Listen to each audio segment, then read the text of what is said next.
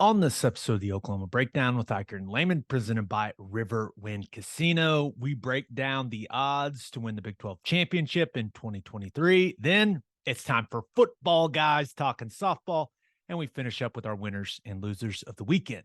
Please download and subscribe to the podcast, rate it 5 stars, and write us a good review. Follow the show on Twitter, Instagram, Facebook, and YouTube. Just search Oklahoma Breakdown on any of those, and you'll find us. All right. Our man Michael Hosty will kick this thing off. It's time for the Oklahoma Breakdown. It's a beautiful Monday, May 15th, and you're listening to the Oklahoma Breakdown with Ikard and Lehman, presented by Riverwind Casino.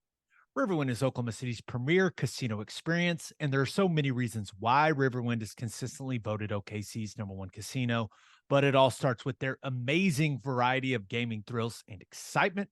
Riverwind's beautiful award-winning environment plays host to more than 2,800 of the latest electronic games with a huge selection of table games, including blackjack, blackjack match, roulette, and Teddy's favorite, craps. No matter what your game, Riverwind has it in spades and hearts. And to learn more about their gaming promotions and entertainment options in the month of May, all you got to do is visit riverwind.com. Riverwind Casino, simply the best. Now recording this Sunday afternoon. Please leave us a 5-star review and a nice comment. And make sure you're leaving 5-star reviews for all the mothers out there. Ted, let's go. Happy Mother's Day. Anyone out there that is a mother that is listening. Yeah. Excellent stuff. Not the best weather for a Mother's Day, Oh, but don't hey. even get me started. The Mother's Day tradition. So my mother-in-law, big golfer, loves golf, and we always go out. We play golf. Rained out. Awful. I'm sick of this weather. Is this how we're starting this podcast? I feel my son will be 3 weeks old tomorrow. I feel like it's rained every day of his life. It's insane. Needs to stop. It's ridiculous. It's been a lot of water coming down, but hopefully there's an end in sight soon. I mean, if that's all we've got to complain about, I guess we're doing pretty good. Yeah, I'm with you. So happy Mother's Day to all the moms out there. It's the simplest way to put it. I don't know how you do it. Y'all are incredible. That is the truth. Y'all are. I mean, you are incredible. So, as far as OU stuff right now, the players they're not on campus, right? The school's out. It's those few weeks where you get just a moment to breathe as a college football player. So it is now June 1st is coming quick, like it always does. But really the only OU thing there is to talk about right now, Ted, is we got some Big 12 championship odds that got released. So FanDuel released the odds to win the Big 12 championship in 2023. And we've warned people, prepare for the Texas hype. It is coming in a big way. And Texas is the favorite to win the Big 12 championship in 2023 at plus 115. Oklahoma checking in with the second best odds at plus 330. Kansas State is plus 470. Texas Tech is plus 1200. TCU and Baylor, both plus 2000. Iowa State and Kansas, both plus 4,000. UCF and Cincinnati, plus 5,000. Oklahoma State, all the way down there with the 11th best odds at plus 6,000. West Virginia at plus 7,000. Houston at plus 8,000. And then BYU, the caboose, the Cougars caboose, at plus 10,000 to win the Big 12 championship. Ted, let's talk about OU having the second best odds first. What do you think? It's hard to knock. I mean, I think it's less about how good do they think the team is versus who's the team that's won it the most times over, the recent history, and it's Oklahoma. And you feel like there's going to be a strong bounce back from them, and they'll have an opportunity to compete in the conference. So it's not shocking that they're up there where they are. I understand when Texas is the favorite. I mean, I get that. there's probably a big group of that fan base that's wanting to put some money down on it. So you don't want to give it very good odds. They got a strong roster, got a quarterback coming back. There's plenty of things if you want to, start checking them that Texas has going for them. I'm not going to be picking them to win the conference, but I guess I can understand where Oklahoma is being number 2. That's about the range where they should be. Yeah, I think when you look at it and you see Texas and Oklahoma at the top of the odds, it's just one of those, okay, what's new, right?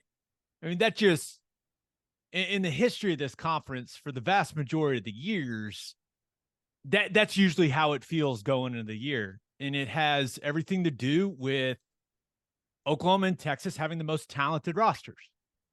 Now, recruiting rankings, while they're very important and stars do matter, it's not the only thing that matters, right? You got to stay healthy. You got to win your close games. Like there's all these different things, right, that factor into getting yourself into a position to play for a Big 12 championship.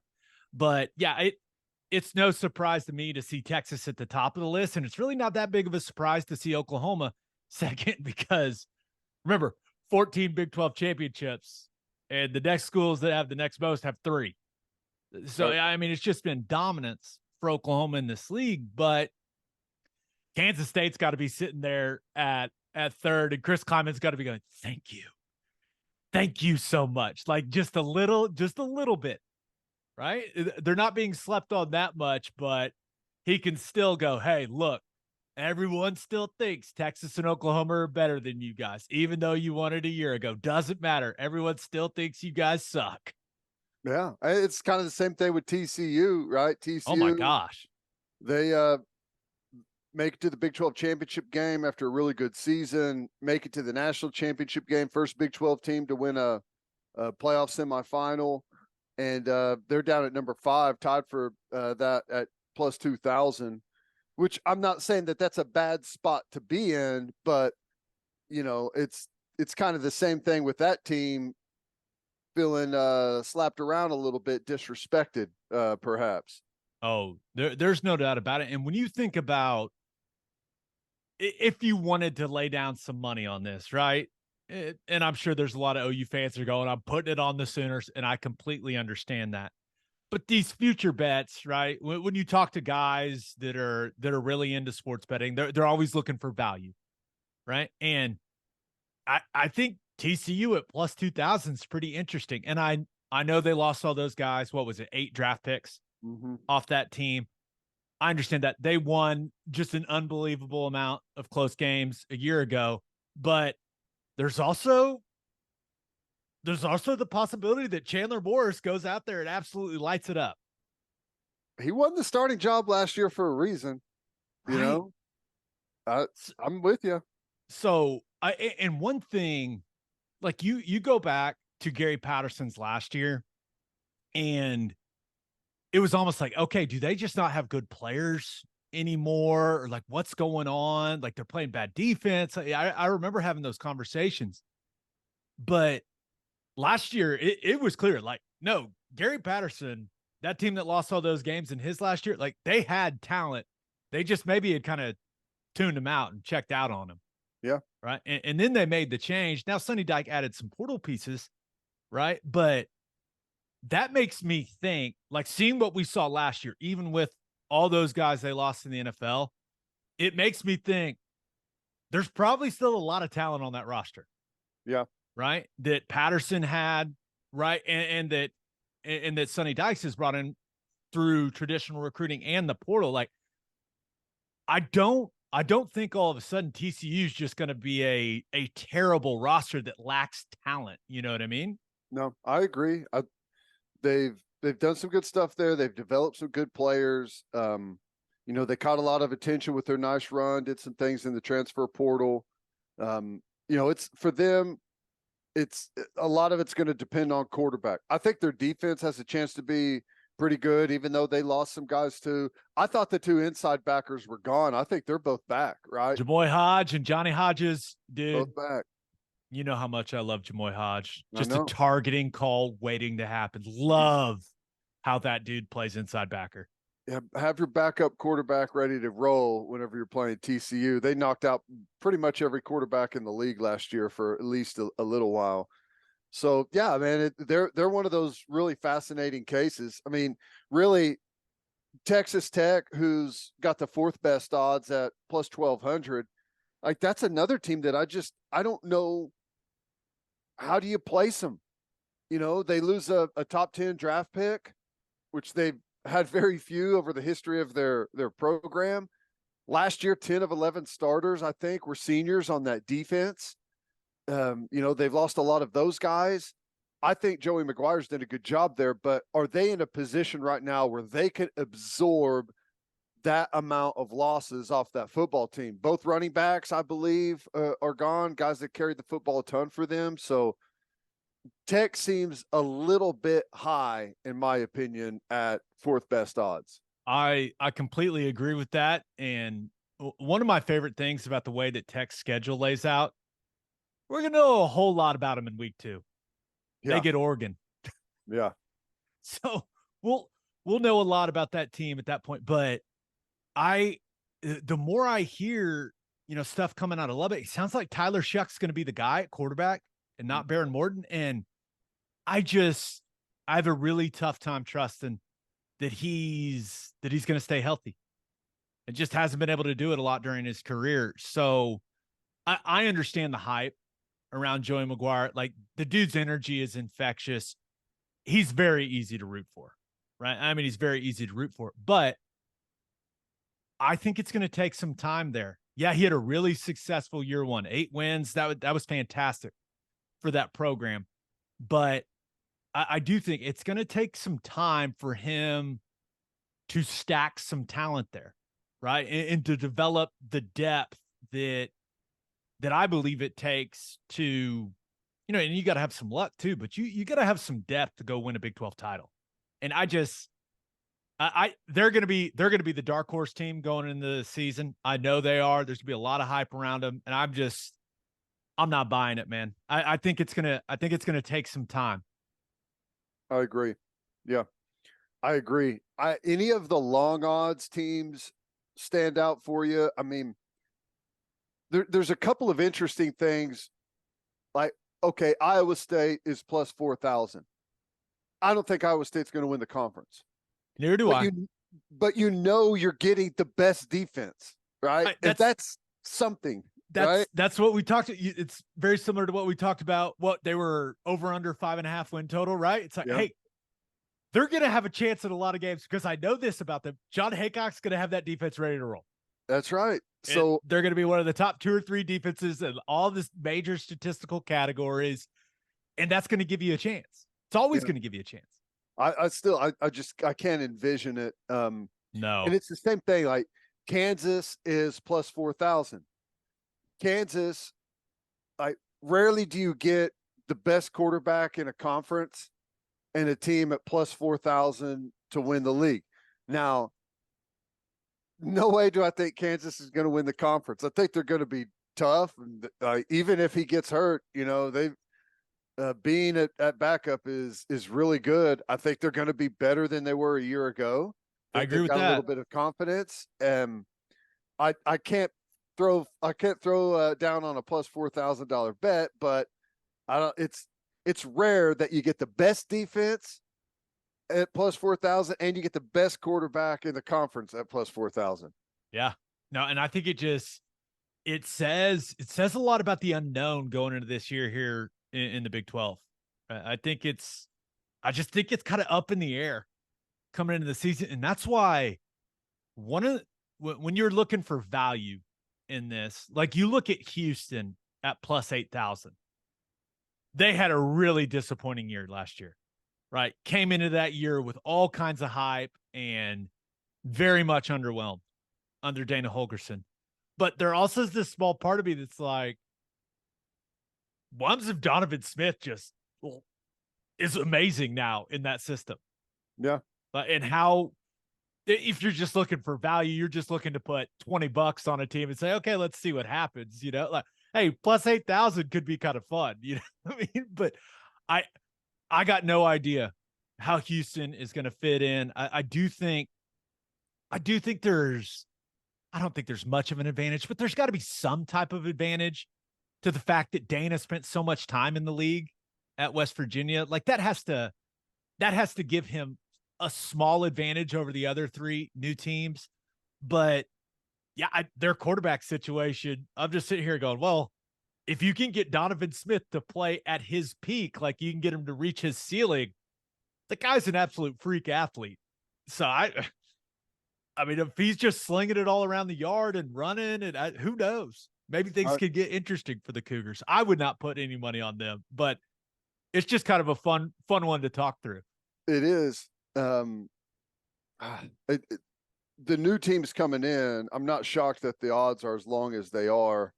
And frankly, I don't know near as much about them. All the other teams, you get to know their rosters as the years go by. Let me ask you this.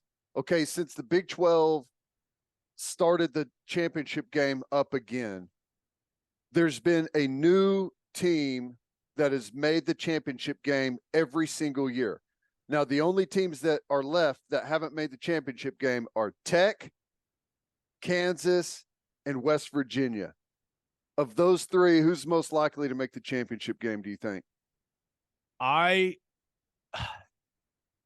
Thanks for the awesome choices, buddy. Jeez. I think West Virginia is by far a distant third in that conversation. Agree. I think between Tech and Kansas, it sounds insane, but I think Kansas has the better coach and the better quarterback. I agree. And it's the better story, And for whatever reason, the better stories are the ones that happen. Now, again, I don't think it's going to happen, but that's how the Big 12 championship game has unfolded since it's been reintroduced. Every single year, a new team has made it.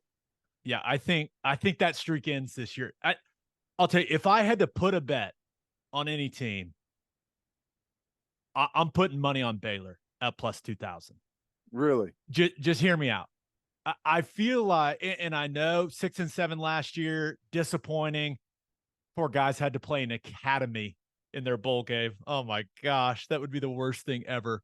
But it was a disappointing season, right, for Dave Aranda. There's no doubt. Coming off the Big 12 championship year, you're expecting to, kind of use that momentum. It just didn't happen that way. But when you go back and look at it, they only had one game where it was like, that's a bad loss. And it was they played K-State. K-State just whooped them. It was like 31-3 or something like that in Waco. Just whooped them. But Aranda made a change at defensive coordinator. I still, you know how I feel about Jeff Grimes, not offensive system. Yeah. If Blake Shapen can be better, right, more consistent than he was a year ago, he's a really talented guy. They're going to have speed at the skill positions. Richard Reese back, right, had a really nice true freshman year last season. So it's been kind of a roller coaster for Dave Aranda. Remember that the COVID year, they were awful. Then they won a Big 12 title.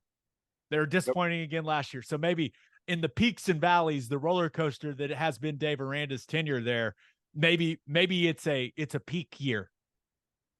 I can't knock that at all. We just like the way he coaches. Yeah, the way he coaches, like the way his teams play, physical, typically smart, no nonsense. For me, this is like the homer pick of the century, but like if you're forcing me to lay my last dollar to my name, I put it on Oklahoma at plus 330. Yeah, I don't have a whole lot to base it off of, especially whenever you look at last year.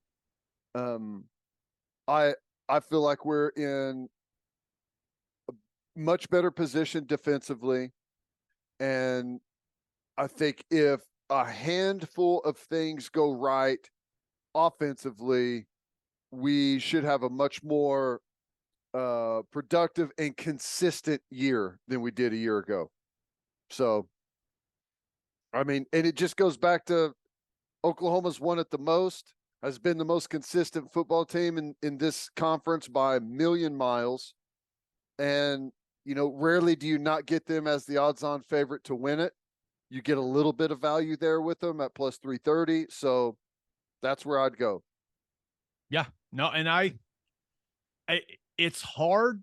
It's hard to argue against that. My only rebuttal is probably that's exactly how we felt going into last year. I know. You and I were like, hey, not going to skip a beat. I think the thing I kept saying was, hey, Venables didn't take this job to go 8-4. I said that a lot.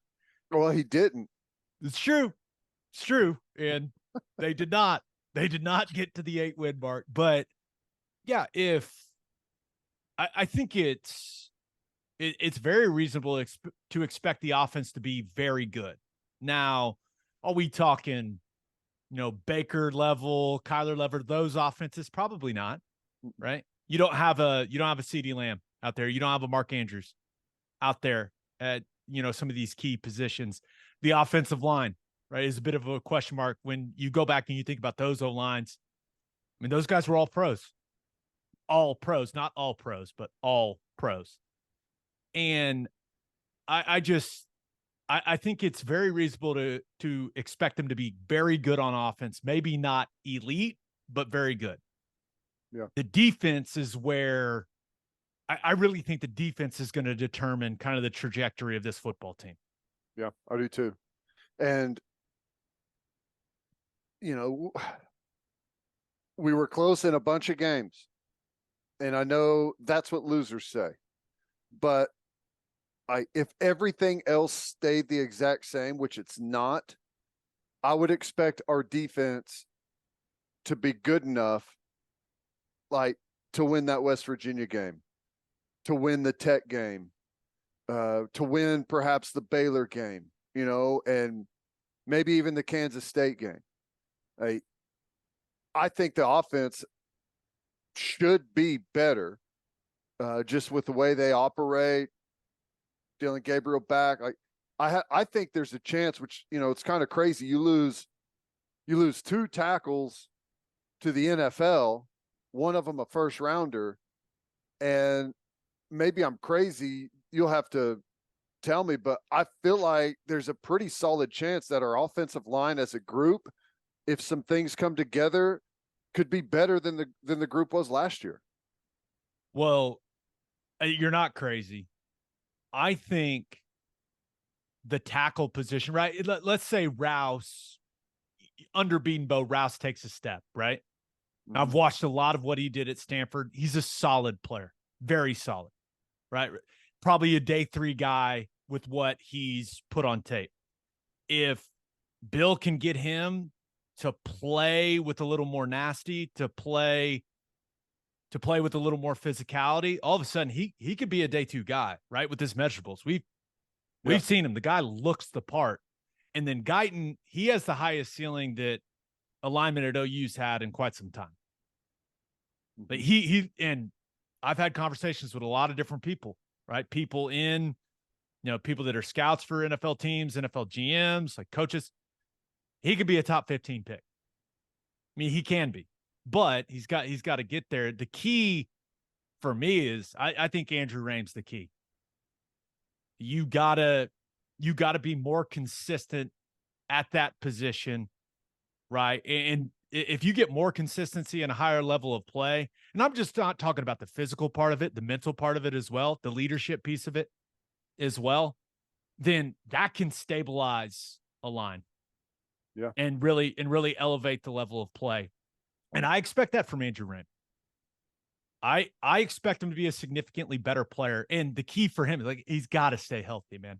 Mm-hmm. Got to stay healthy. And if that happens, the line can be good. They can, but there's some ifs in there. We're not going to know till we see it, you know? There's ifs in there for sure. Yeah. I think Gabriel, in a lot of this, all of the offensive stuff always comes back to the offensive line, but I think Gabriel can have a more consistent year. I also think that if he doesn't have a more consistent year, look out, right? Look out. Jackson Arnold's going to be right there. And I think that they're going I think they're going to get him involved early on, like to get him some seat time, to get him some reps, to get him ready to roll. And who knows what you have there? From what I've seen, he looks fantastic. It's a very small sample size. It's not against live bullets, teams game planning against you, all those things, but it looks very promising. I'm not worried about the running game. I think the running game is going to be great. We've got a stable of backs. I'm not sure who's going to be the best and who's going to take the lead, but I feel pretty good about that group.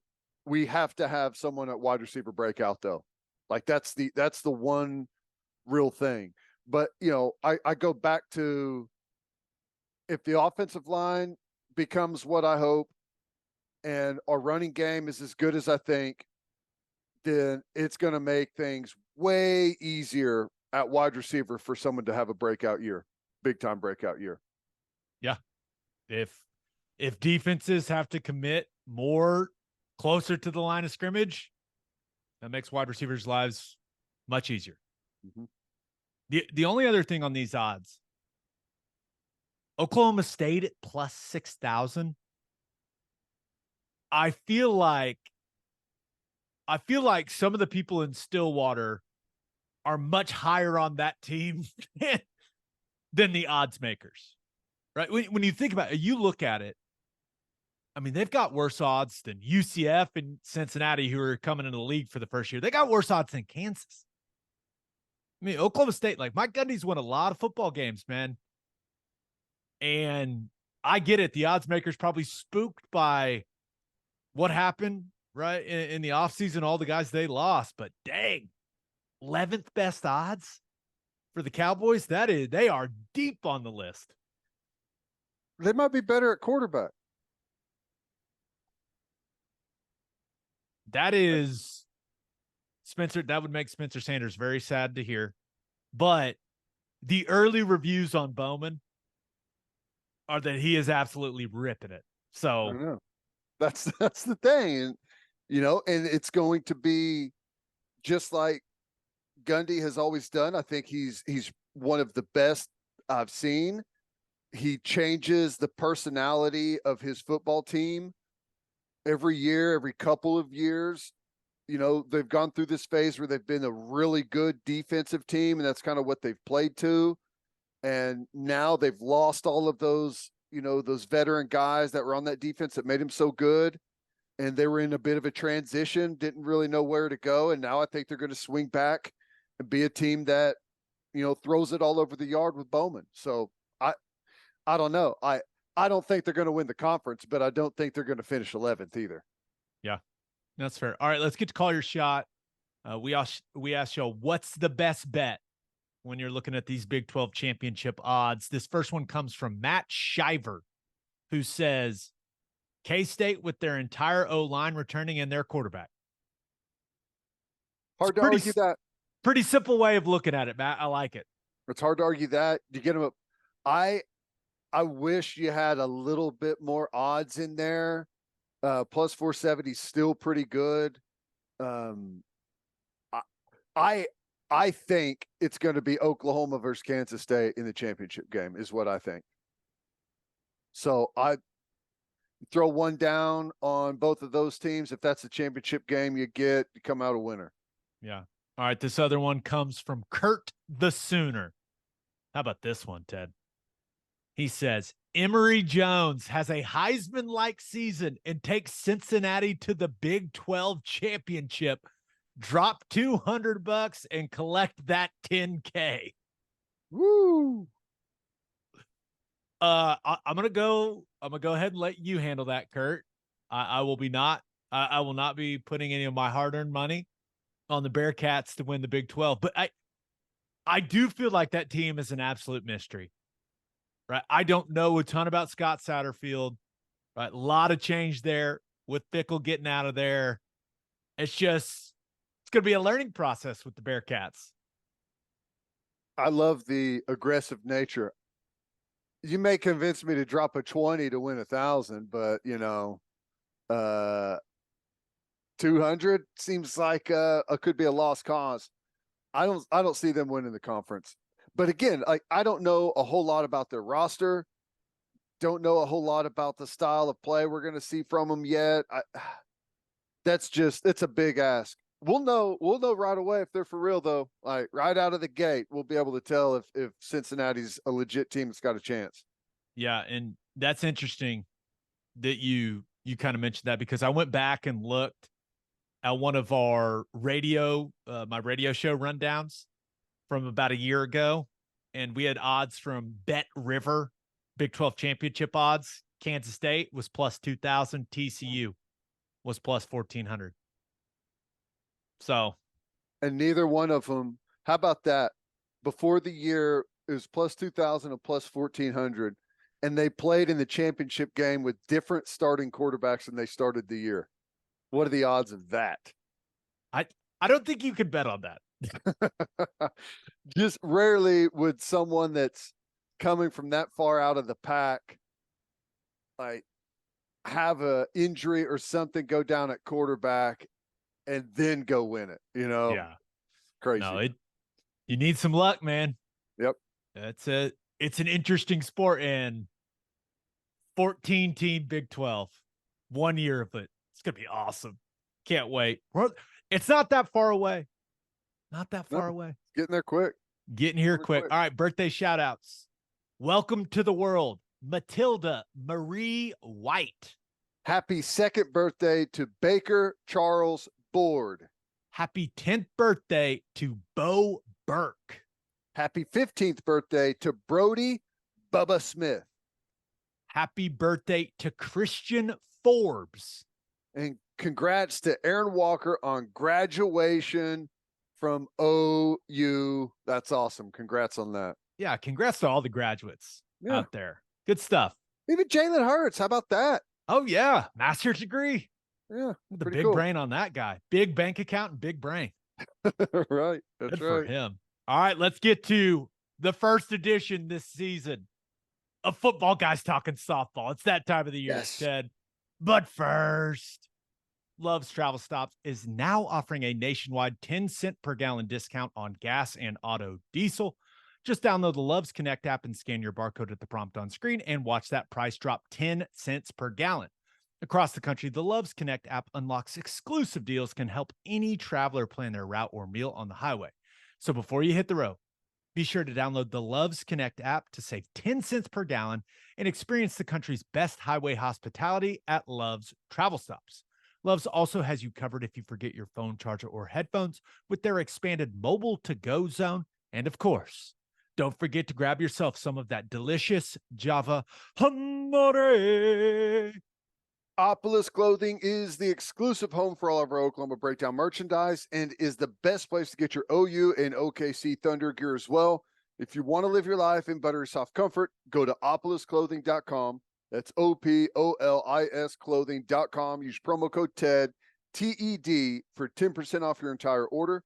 That's opolisclothing.com. Use the promo code TED for 10% off, buttery soft, and 10% off.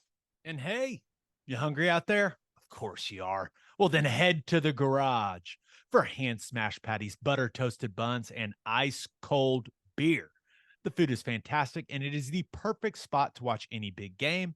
Visit eatatthegarage.com to find a location near you and order online from the garage in your neighborhood. All right, Football Guys Talking Softball, FGTS. Sooners cruise to the Big 12 tournament title. Run ruled Iowa State 9-0 in 5 innings on Friday. Also only allowed 1 hit in that one, which is, sometimes you see the runs. And you're like, oh, wow, they scored a lot of runs. They also, 1 hit. Pretty good.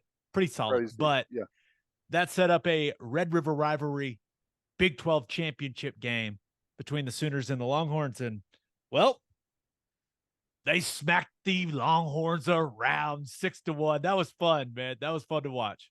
No, it was very good. I think, did Texas jump up first with that home run, or was it 1-1? And it was 1-1. So Haley Lee hit the homer. Then they answered. Yeah. It was good. Got to see some good pitching in there, good defense as always, good base running as always. Just a total team performance once again, man. So first of all, and this may be stupid, right? And I know people listen to this podcast for our hard hitting, analytics driven softball minds, right? Mm-hmm. I really like the fact that OU was wearing crimson and Texas was wearing burnt orange. I love that look, man. Yeah, I didn't even think about that. Yeah, Isn't that that is cool? Like, interesting. Yeah, could we do that in football or would it look too weird? I think you could, Because but USC and UCLA do it, right? With the red and the blue, and it's like the most aesthetically pleasing like jersey matchup in all of sports when you see it. I don't know, would it work? Like in the Cotton Bowl, Texas is wearing burnt orange. I don't know why I just said the word orange like that. And the Sooners are wearing crimson. Like that could be sweet. as long as you're not colorblind. That's That's true. what everyone says, like with the color rush games, is like for folks out there that are colorblind, especially I imagine red and burnt orange look the exact same to someone that's colorblind. So I that would be was the only thing I could say. I was part of the color rush colorblind game between the New York Jets and the Buffalo Bills. We wore all red, they wore Yeah. all green, and Right. red green color blindness is a very real thing, apparently. Just like watching two teams in gray play each other, I guess is how it looks. That's wild. Yeah. But yeah, no, I Other just than liked it. that, yes. Maybe it works in everything but football, right? I would like to see it in basketball. That'd be fun. It was just a cool look, right? The crimson and the burnt orange. I don't know. I liked it. Especially in baseball and softball, it absolutely works. You know, Yeah, because there's not a whole lot of not real interaction between the two players. Like you're not passing it. You're not going to accidentally throw it to the runner, the base right. runner. Yeah. So but yeah, that was a good look. I didn't even think about it at the time. I see. That's what I'm here for. That's To right. bring up the important issues. But going just thinking about that Big 12 championship game, you just can't make mistakes like Texas made against a Patty Gasso team, Yeah. right? They got more talent than you already. You can't. I mean, Gutierrez can't. She can't throw the wild pitch. You can't get an out for a runner leaving first base early. Right? You can't make a routine throw from center field, like turn it into a throwing error in what was that, the sixth inning, and hand Oklahoma another run. Like you just can't do that stuff and expect to beat Oklahoma. You can't. And Texas made all of those mistakes. Now, let me make something clear. I was very glad to see them make those mistakes, but Yeah. you can't make sloppy mistakes like that and expect to beat this team. You just can't do that. You know, that's the benefit of being as good and as talented as Oklahoma is. Everyone else feels like they've got to, and maybe they do, but feels like they've got to make extra plays, do extra things, and step outside of their capabilities. And it leads to mistakes. It leads to leaving the base early, throwing errors, stuff like that. And Oklahoma is just steady as she goes, lean on you with great pitching, lean on you with offense, lean on you with great defense. And at some point, the other team is going to break, going to fold to the pressure, going to try and do something that they don't necessarily need to do in the moment, and it's going to cost them. That's really the game plan. Whenever you're the more talented team, the more efficient team, that's the way to win games. Yeah, that's a really interesting point because the Sooners don't feel that pressure, right? Now there's pressure with being the top dog, right? You've got the championship belt, you're back-to-back champs. You got a target on your chest, on your back, like you got a target all over your body, right? Mm-hmm.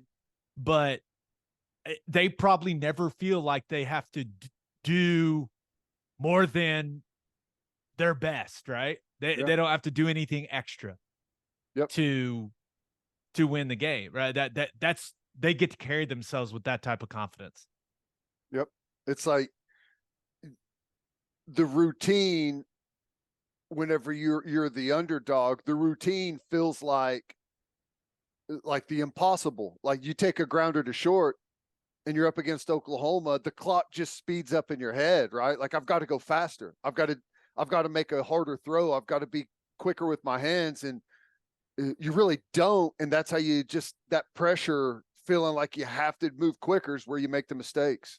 Well, you may have to move a little quicker if Yeah, Jordy Ball is you on the do base on pass. on some stuff. Yeah, she can fly. Which that's another thing. They had her dead to rights at second, right? Whenever she stole, it was a Yeah. great throw by the catcher, and I don't know if it was the shortstop that fielded it, but just dropped the ball, and you instead of an out, you give, you got a runner in scoring position now. Yeah. I mean, Jordy Ball she can fly. Yeah, That's fun to watch. Like, she's a really good pitcher, but she might be better at running. yeah. Like, she could go, but you mentioned the pitching. Other than Nicole May made one mistake, right? Missed a location badly on the home run she gave up. But other than that, the combination of May and Ball in the circle. I mean, I'm no softball expert, but they looked dominant. And also, it seems like they caused a really, I don't know if it's abnormal or not, but there were so many pop outs from Texas. I felt like there was like 10 of them. Just I don't flies know. into the infield, like just straight up in the air. I don't know. Maybe that's part of the game plan. Yeah, I don't know. Maybe that's some pitches you can get a ground out. Some pitchers you can get a pop up. Maybe that's something that they were throwing a rise ball or something and getting some of those pop ups. I don't know, but yeah, I thought that, and it's hard to tell on the broadcast because the camera is not straight down the middle, but I felt like Nicole May was not getting the edge of the plate on the right side. And maybe it was just the camera, but a lot of those I'm like, gosh, and it looked like her and the catcher were thinking the same thing, but I thought a lot of those, like, she just wasn't getting that pitch. And I think it forced her to maybe end up putting a little more down the middle on some where she usually would be throwing a little further on the outside. Yeah, no, but I don't know. You think about the lineup in that game. I mean, all the firepower that's in the top four of that lineup, right? Coleman, Jennings, Sanders, Lyons, 0 hits from that group, and you win 6-1. Crazy, right? It's nice to have talent and depth. I mean, it's very, very nice. But love the fact that OU fans are still mad at Mike White. He deserves it. Keep booing that man. That is so funny to me. It's so funny. But now, we're recording this before the selection show, and we are working diligently with our man Patrick Dunn there, the SID for softball. We are working diligently to get Patty Gasso on the podcast before the postseason starts. But Ted, I am fairly confident that OU is going to be the number 1 overall seed.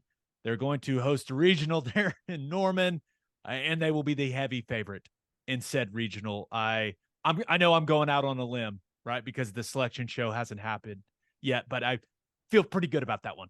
Yeah, and definitely going to host a regional and a super regional. Yep. Here's what's interesting. I believe if they continue to win out, the last game they ever play at Marita Hines Field will break the all-time record for win streak. Break the UCLA record? Right. Nice. That's awesome. Pretty cool. Yeah. Worked out pretty good. That's why they threw that game against Baylor back in the regular season. So it all matched up perfectly, right? Create some drama. No, I think that math is right. So that would be, like, if you could pull that off, that would be really cool. Yeah, no doubt. All right, we will be doing some more football guys talking softball over this next month or so, because that time people of year. This time of the year, that's what the people want. They want softball, man. That's right. It's crazy what this program has become. Like, it is the unchallenged number 2 most popular sport for this fan base. They love it, and I love that they love it. So guess what? We're going to give them what they want. We're going to talk some more softball. Awesome. Can't wait. All right, let's finish up with our winners and losers of the weekend. But first, Bishop McGinnis Catholic High School represents a tradition of educational excellence in Oklahoma City. Grounded in a faith-based education, students prepare to meet their potential with an individualized academic path that strives for success. Bishop McGinnis offers a college prep curriculum that includes 22 AP courses, participation in OSSAA athletics, where they've won over 100 state championships, and numerous clubs and organizations for students to join and grow. If you want to provide the best possible educational and spiritual development for your children, contact Bishop McGinnis Catholic High School or visit bmchs.org. Financial aid is available.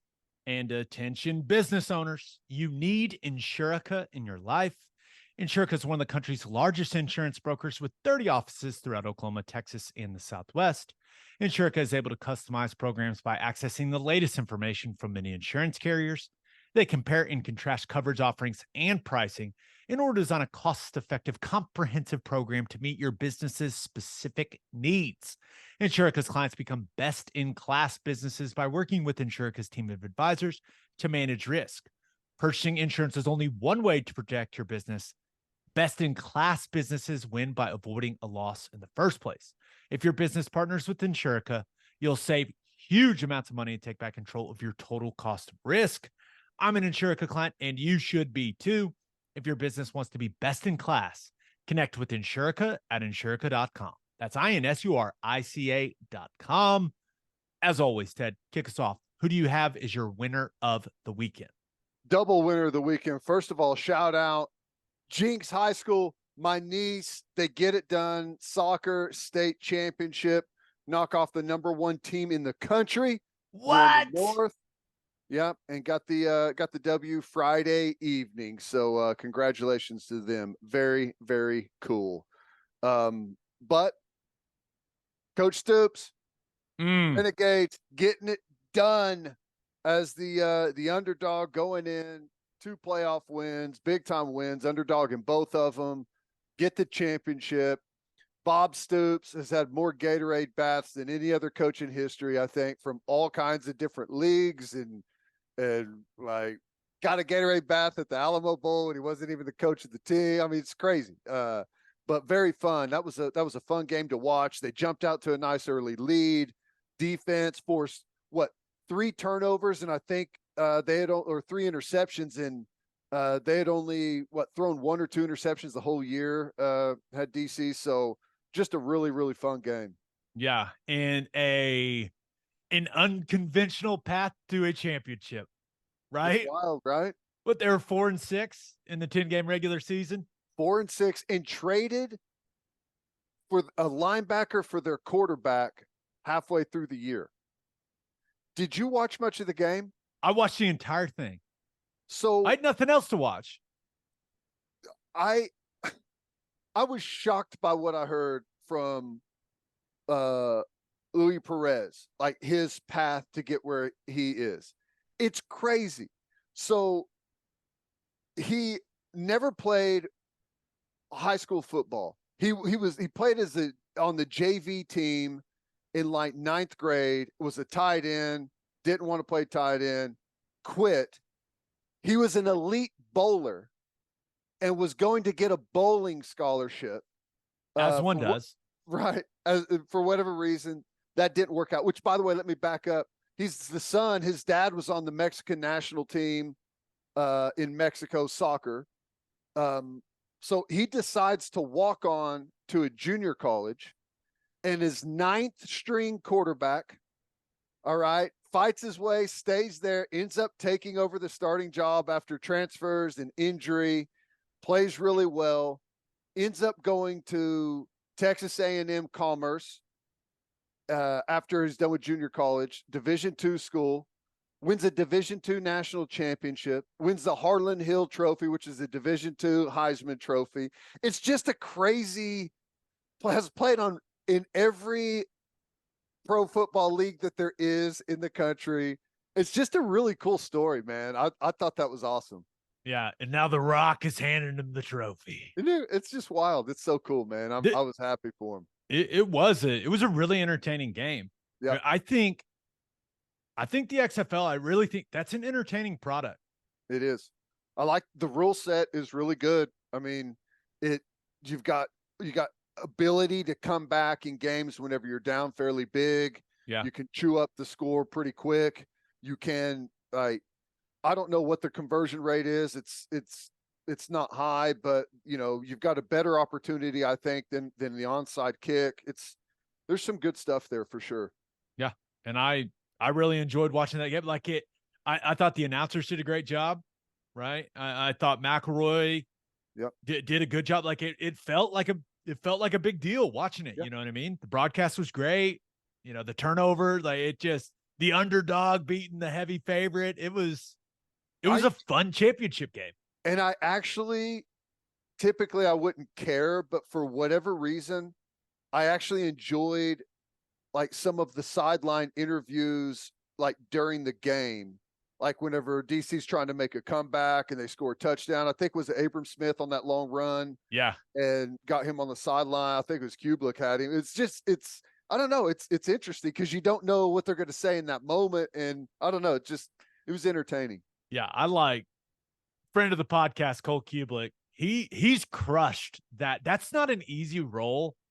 Like interviewing those guys just coming off the field right after making a big play, being able to compose yourself, get them composed. And he's done an awesome job with all of that. Yep. It's not as easy as it looks. So overall, that was a really entertaining football game, and our coach won. So I'm happy. Yep. That was cool. That was very, very cool.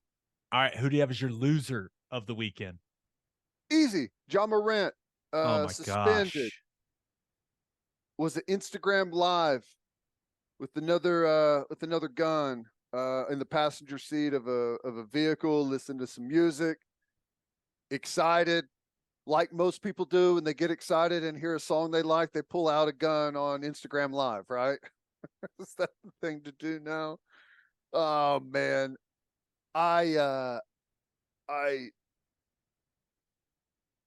It sucks. What's he doing? I don't know. I don't know what he's doing.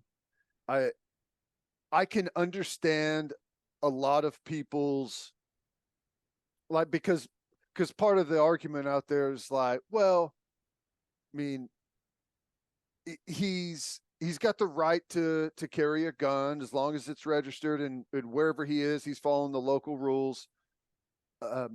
Yeah, there's no doubt about that, but you have to understand from his standpoint how much something like that can cost you. And I don't know, maybe he didn't know his buddy was filming it, put it on Instagram Live, which, still, it's like, that's going to cost him millions of dollars, millions. I don't even know how much it's going to cost him, but it's, as much as he makes, you don't have to miss very many games before you're down a milli. Yeah. Remember, he got in trouble and got suspended by the NBA the first time, right? The video of him with it was in the strip club in Denver. Right. But that was after the allegations that him and his crew pulled it and pointed a laser pointer at it. They said was it the Pacers? Yeah. And remember, let's not forget him punching what was it, like a 17-year-old kid at his house and then pointing a gun at him. Right. Yep. Threatening a mall security guard, like all this stuff. There's a history. I think John Morant's just kind of a bad dude. I think that's where I'm at with it. Like for him to do something, like, do you know how incredibly selfish this is? The Memphis Grizzlies signed him to a $194 million deal. And he seems determined to piss it all away. And you talk about the fall from grace, man. A year ago at this time, John Morant was one of the most well-liked guys. Anyone that was associated with the NBA was like, dude, that guy's awesome. He's so fun to watch. He's must-see TV. Like, he's worth the price of admission. And now he's going to get a long suspension for this. And Nike just came out with his signature shoe. And they backed him through the first thing. Yeah. Are they going to back him again through this? How much money will that cost him? I would What is he doing? I don't know. And it's all for looks. His friends, who's the guy that's doing on the Instagram live? Like, you got to have one guy in that car that goes, "Hey, Jaws in the car. We're not going to do that." I feel like the first time I watched it, I feel like because he like had it on himself and he's doing his thing, and then he points it over there, and that's whenever he had the gun out, and I feel like he like threw the phone down like at his waist or something. It was like, oh my God, no, why would you do that? John Morant, he's got to make smarter decisions, but I think he needs some better friends too. Yeah, for sure. I mean, who knows? I mean, the Grizzlies have already suspended him.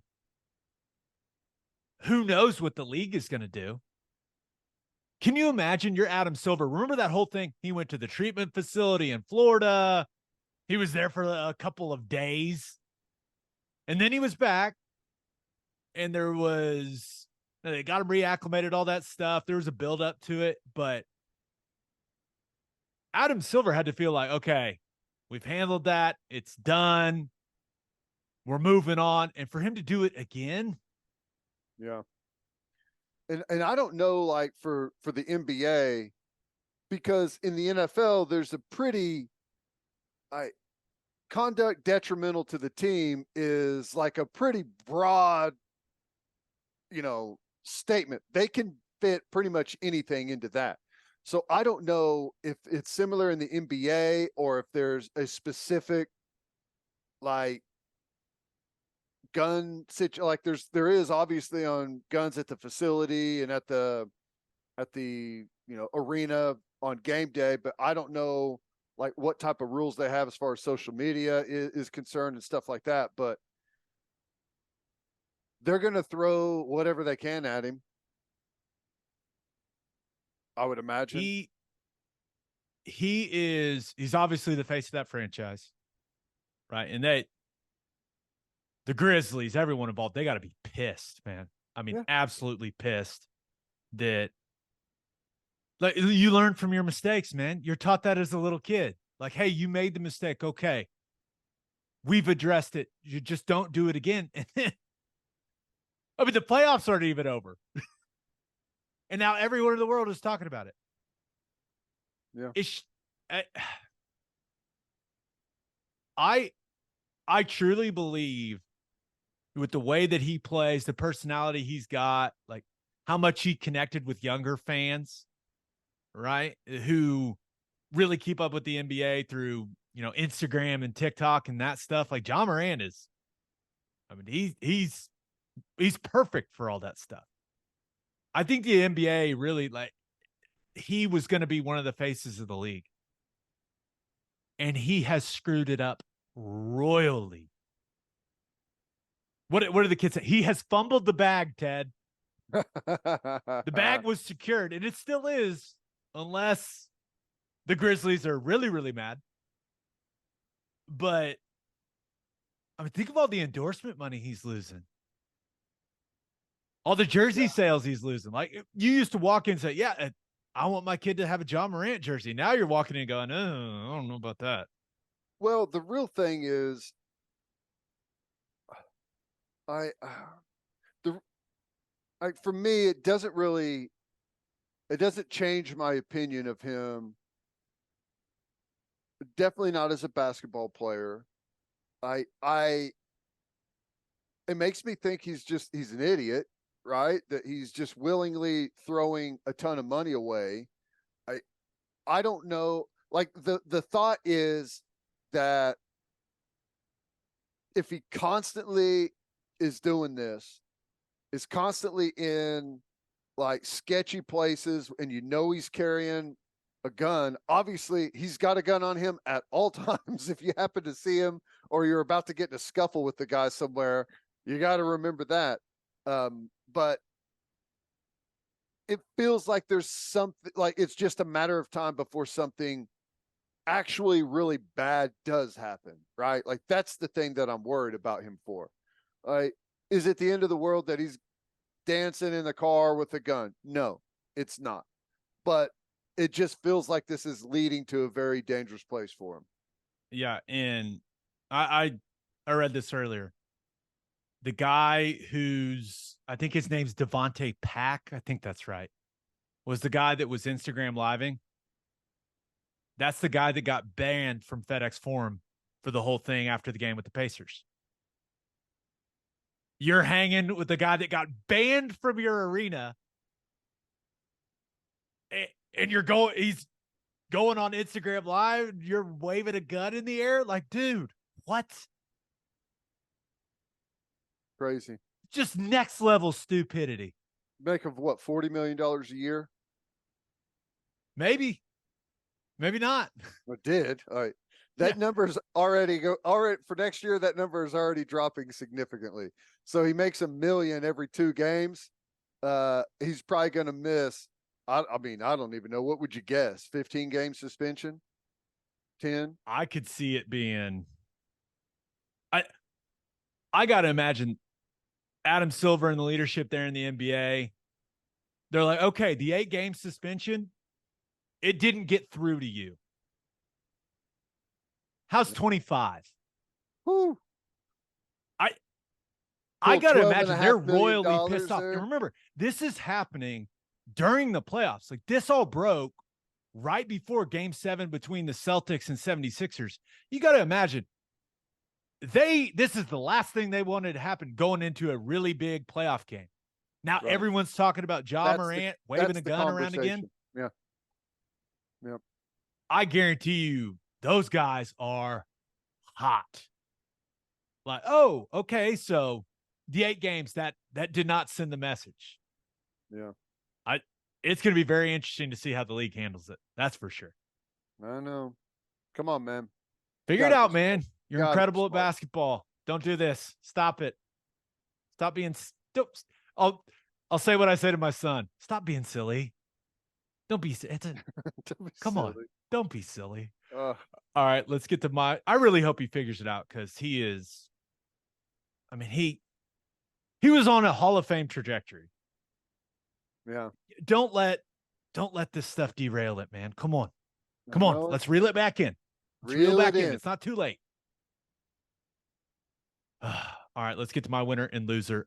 But first, John Vance Auto Group has been serving Oklahomans for 40 years. Family owned and operated. They got 9 full service dealerships in Woodward, Miami, and Guthrie. No matter what your vehicle needs are, John Vance Auto Group has you covered. They carry domestic brands such as Ford, Lincoln, Chevy, Buick, GMC, Chrysler, Dodge, Ram, Jeep, and Wagoneer.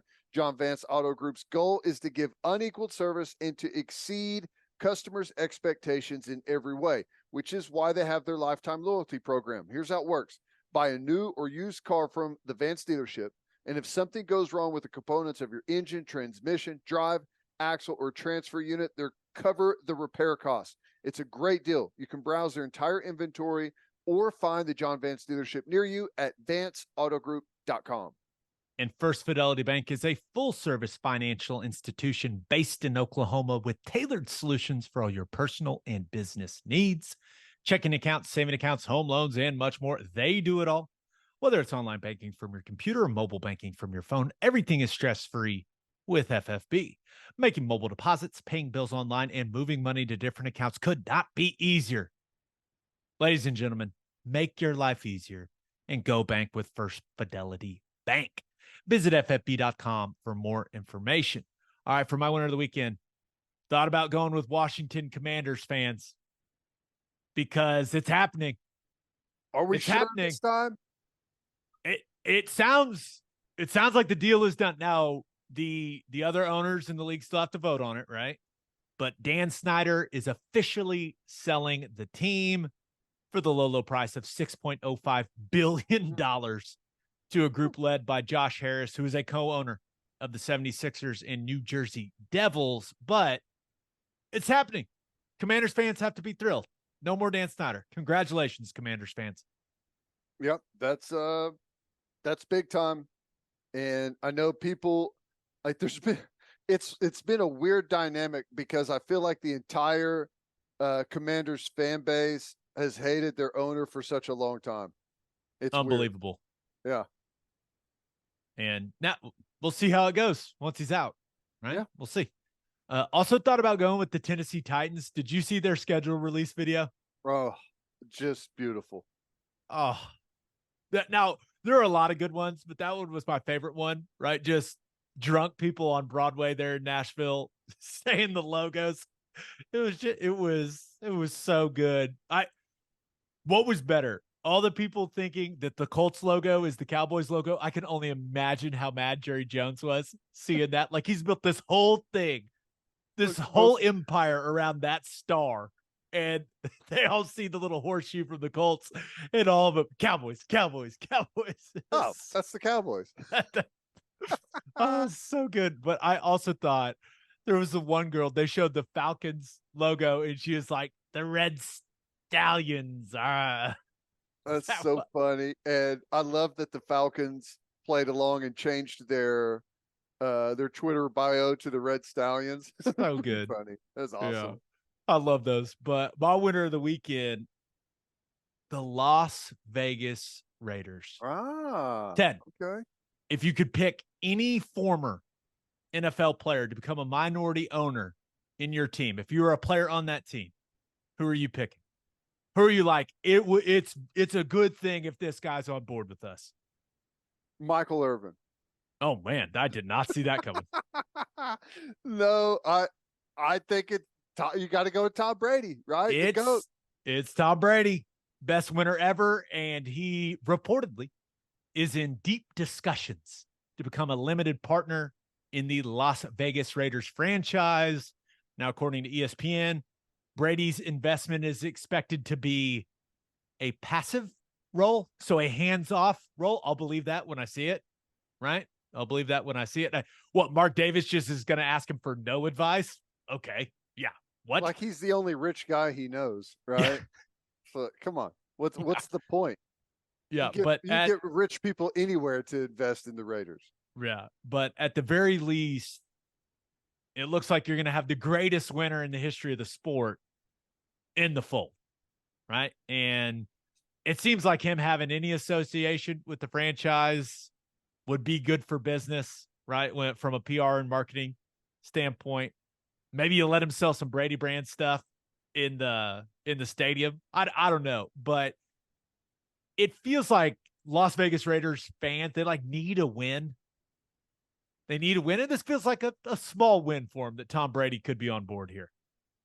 Yeah, maybe he's going to be owner player, come back, quarterback. Could you imagine Jimmy Garoppolo's reaction to this? Like, really, man? Come on. Really? The guy that won't quit is now affiliated with the Raiders? Seriously? Yeah. I think it's awesome. I frankly think that Tom Brady would be an excellent, like, I maybe not go as far as saying GM, but like someone that's in the office making some decisions, like what you should do, like how you should structure things, like what type of guys you want to bring in. And I don't know. I think there's a really solid role there that he could have if he wanted, but who wants that when you can make $30 million a year calling one game a week? Isn't that crazy? Yeah. And I guess from the reports I read, it will not affect his broadcast deal with Fox. I guess Fox gave it their blessing, right? But yes, 10-year, $375 million deal is what he allegedly signed with Fox to call games, which is just absurd. But hey, it's throwing away money. And I'm not saying that Tom Brady's not going to be good. He may be the greatest ever, but it will not affect the ratings one bit. They could have anyone they want calling that game, and it's going to be the exact same. My guess is that Tom Brady, like the value that comes with that contract for Fox is they go meet with potential sponsors and Tom Brady comes. Yeah, probably. You want to sponsor X, Y, or Z in the broadcast? Yeah. Talk to our friend Tom. That makes sense. Yeah. Maybe that's just my, and I'm just assuming. It makes the product. Yeah. I didn't think about it that way. That does affect things. Now, most people in that business, typically it's like, yeah, that sounds great. Show me the ratings. Like, Yeah. but I do think that is an excellent point that I think that does matter. But and maybe because there are some reports out there that maybe Tom Brady doesn't do the broadcasting gig at all. And maybe now with his investment in the Raiders, maybe Greg Olson's sitting there going, "Oh yeah, I'm going to be the big cheese, baby. I'm going to be number one. Keep doing other stuff, Tommy boy." Yeah, while I love Greg and I think he does a great job, I don't think he's going to slide into that $375 million contract. No, and he knows that. He knows know. That's how unbelievably rich do you have to be to turn your nose up at a contract like that? Is that not insane? I don't. Probably is that more than he's ever made in a year? 37 million playing football. Oh yeah, right. Because remember, he always took a little less in New like England. 15 for the longest time. Yeah. Maybe he lost a lot in the FTX thing. I know, but still, like, if that was the case, he'd be like, "Where do I sign? Let's get rolling on this thing." Actually, can you front me some of that contract? Yeah, I don't know much, but I don't think Tom Brady is worried about his finances. No, I think he's good, but we'll see. We'll see where this all goes. All right, for my loser of the weekend, the Golden State Warriors. Season was on the line in LA against the Lakers, and they got waxed. 122-101. Lakers never trailed in the game. Now, as a Thunder fan, clearly I'm not heartbroken that the Golden State Warriors got eliminated. But I was pretty damn surprised that they went out that way. Yeah. And maybe I should give the Lakers some more credit, but I expected the Warriors to put up a little more of a fight than that. I was sitting there, Ted. It was getting late. I was sitting there going, I'm staying up. The run's coming. They're going to make it interesting. And it never came. Never came. And there's a lot of uncertainty moving forward with that Golden State squad. It was weird to see it just end like that in that fashion. Yeah. And it seems to be a very a large and growing group of folks out there that believe that the Lakers are straight up going to the finals. So, I mean, it's hard to really knock that right now. I mean, we'll see. Denver's definitely going to have something to say about it, but like they're really good. But momentum is a hell of a thing, and the Lakers look like a different team right now than they did pretty much the entire year. Yeah, I'm taking the Nuggets in the Western Conference Finals, which, by the way, I'm fired up for. I trust Jokic more than anyone, right, in the series. I really do. And, we'll see what Anthony Davis looks like, right? That's, the Lakers kind of go as he goes with the way that he performs in these games. But LeBron James, man, very good at basketball. Yeah. In the elimination game, 39-9. That'll work. Austin Reeves continues. He's hitting half-court shots now. He continues the ball, man. It's fun to watch. It's so fun to watch him have this much success. It's crazy, and I don't know who it was from. I just happened to be scanning Twitter last night, and there was a lot of comments that saying like they've really never seen LeBron trust anyone like at guard like he trusts Austin Reeves out there, which is a crazy thing to say, but he's backed it up, man. He's been great. Very, very good. It's awesome to watch him out there, man. He's got confidence. He has never doubted that he belongs there, which is cool to see.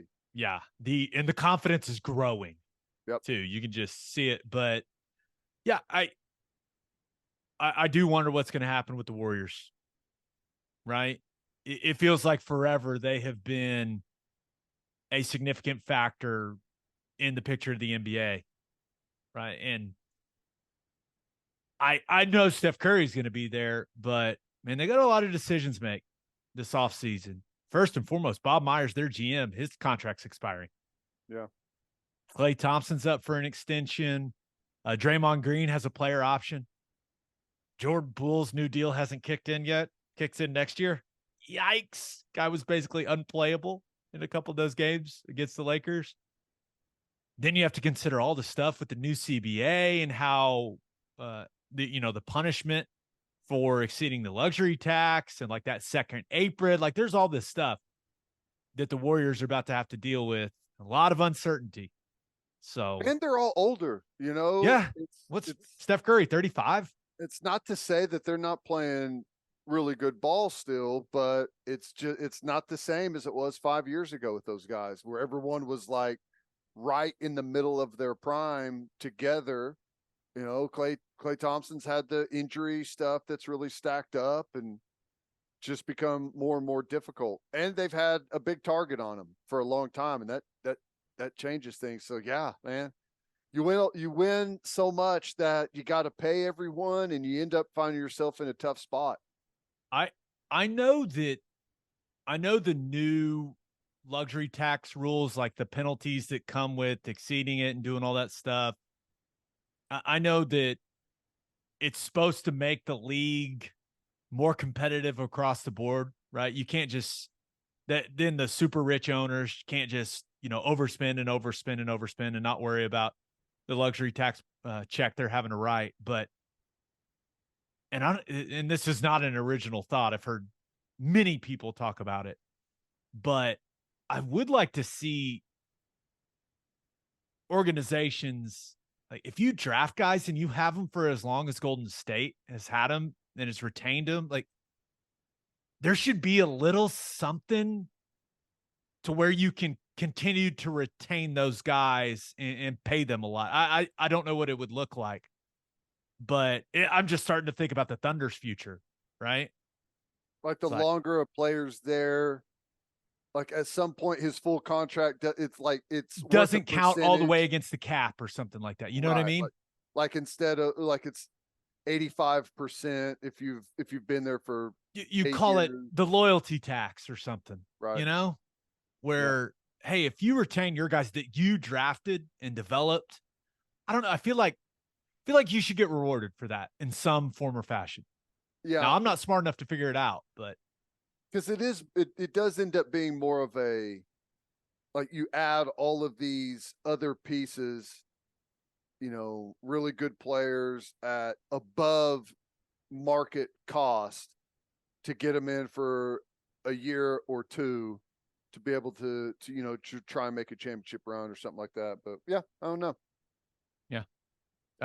Figure it out, NBA. Especially, I'm just scheming how we can hold on to Jalen Williams, the really good one, for a long, long time. It's like, hey, it'll be the next CBA. It's fine. It's fine. Right.